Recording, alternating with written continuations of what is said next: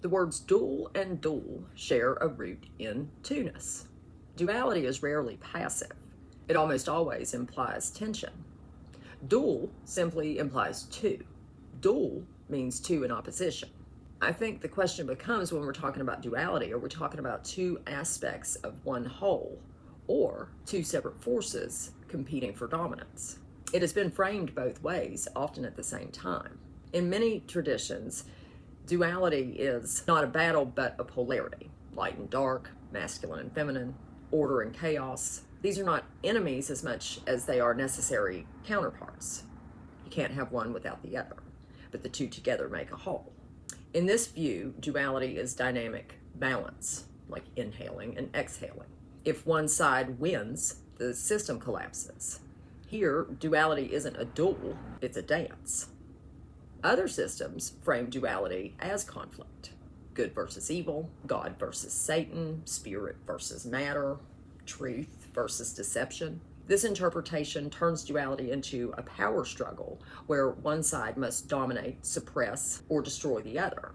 In such models, neutrality is often framed as weakness, and resolution only comes through victory. Are these forces truly separate or artificially split? If duality is fundamental, then conflict is inevitable. If duality is constructed, then the dual is a mechanism, something that keeps attention divided, energy polarized, perception fragmented. Dueling forces may not be natural at all, but a result of a separation, a fracture imposed on something that was originally whole. This simulation may have not always been one of duality.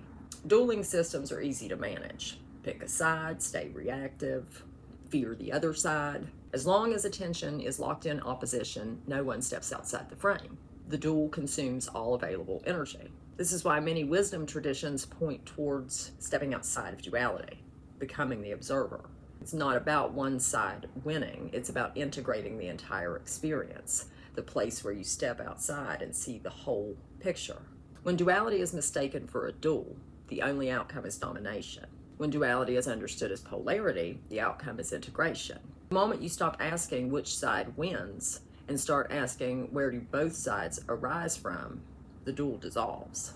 Duality can be two aspects of one thing, or it could be two things vying for control. Whether it becomes a duel may depend on perspective and who benefits from it being that way. Have a good day.